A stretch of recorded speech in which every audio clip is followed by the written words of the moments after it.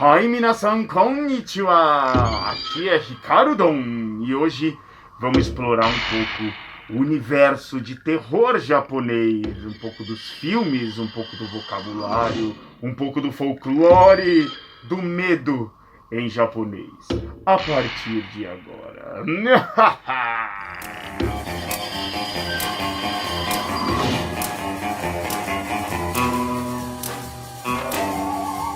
Vamos começar com a palavra que vem do inglês, que é a mais atual para terror, que é horror. Horror, assim com um som longo, né? Vem de horror, né? De horror movie, né? Horaeiga, né? Filmes de terror.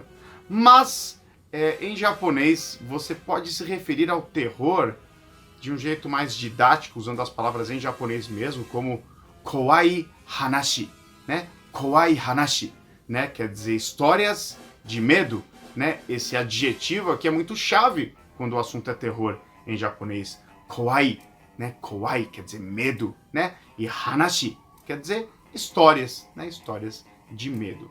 Se a gente for lá para trás, na história do Japão, lá no período Edo, voltar aí alguns séculos, a gente tem a palavra kaidan, né? Kaidan, que é formada por esses dois ideogramas, sendo que kai é esquisito, estranho, misterioso, sombrio, e tan também passa essa ideia de conto, de história. Então são contos esquisitos, contos sombrios, contos de terror, e remetem a um Japão mais antigo, né? Sempre que algum escritor, mesmo moderno, vai escrever um kaidan, você já espera que ele vai trazer algo do Japão mais antigo. Então a gente tem essas maneiras aí de se referir ao terror em Nihongo.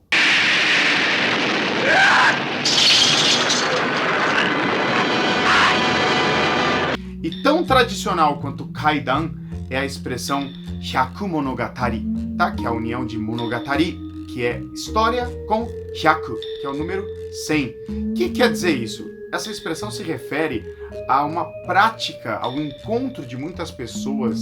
É uma brincadeira, na verdade, japonesa, bem tradicional, bem antiga, em que um grupo de pessoas se reúne numa sala, acendem 100 velas e essas pessoas têm que contar 100 histórias de terror, 100 histórias macabras. E a cada história que é contada, uma vela se apaga e depois que terminam-se de contar as histórias, que a 100ª vela é apagada, dizem que um espírito real, que um monstro, um yokai, né, um fantasma, aparece.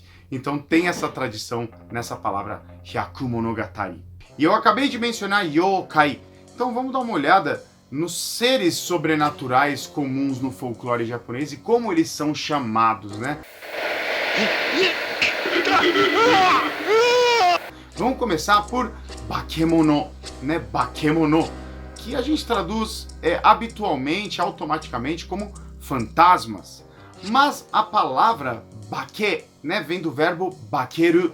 Bakeru significa você tomar a forma de alguma coisa, você se tornar alguma coisa. Ele indica aqueles seres que têm uma origem numa pessoa ou num animal, em alguma coisa, mas eles se transformaram, eles bakeru, em alguma outra coisa, numa entidade, num outro ser, uma coisa mais bizarra, numa coisa mais monstruosa, tá? Ele abrange muita coisa, né? Bakemono pode ser tanto um monstro de tokusatsu, quanto um fantasma ou um ser do folclore japonês. Tudo tá dentro de bakemono. Dentro de bakemono a gente tem yurei, né? A gente tem a subcategoria dos yurei, que são as almas penadas.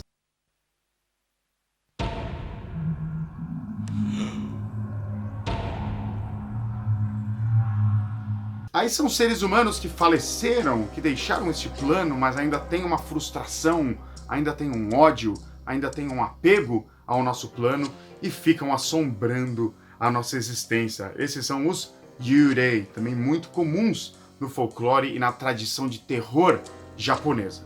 E outra categoria, que é a minha favorita de todas, é as do yokai, tá? Yokai, que são monstros, são monstros além da compreensão humana, né? Yurei, por um lado, são pessoas, né, mais almas mesmo, desencarnadas e que têm suas questões. Já os yokai, eles não têm essa limitação humana. Eles podem ser monstros, coisas deformadas, entidades, objetos personificados, eles podem ser um monte de coisa. E tem uma conexão muito forte com o folclore tradicional japonês, né? Existem centenas de yokai, né, livros catalogando tipos de yokai, e é muito rico esse folclore no Japão.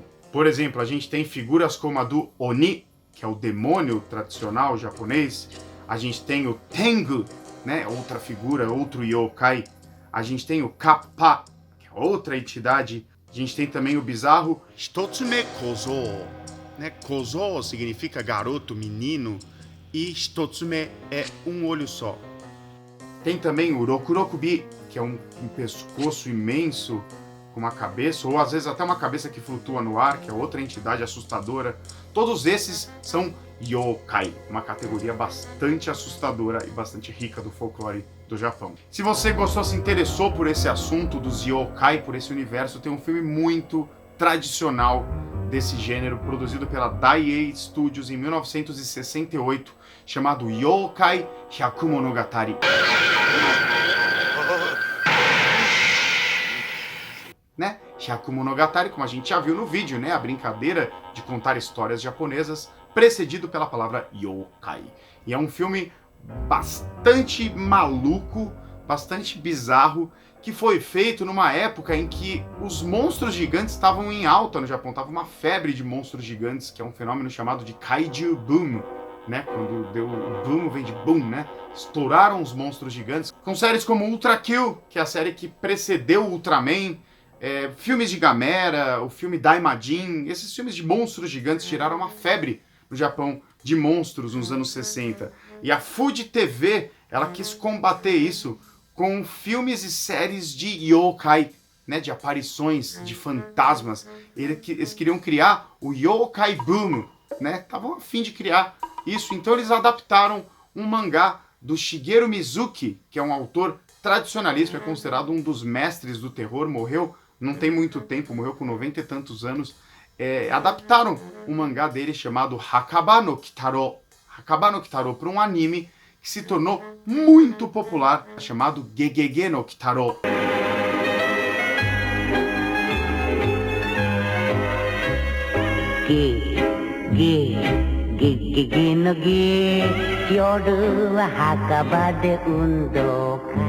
Inclusive no Crunchyroll, atualmente tem uma versão atualizada desse anime em exibição. Gegege no Kitaro, não há nenhum japonês que desconheça essa obra, uma obra que brinca muito com o folclore japonês, criado pelo Mizuki Shigeru, né, o Shigeru Mizuki.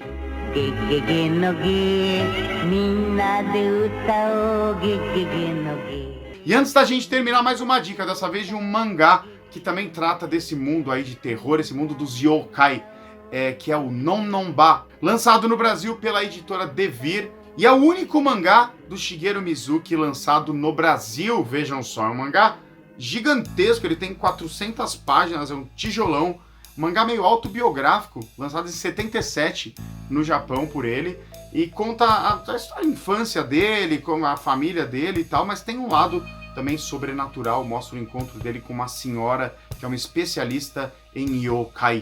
Ela conhece tudo sobre yokai, uma senhora supersticiosa, então ele se aventura junto com ela por esse rico mundo das entidades, das assombrações japonesas. É uma ótima dica de leitura também.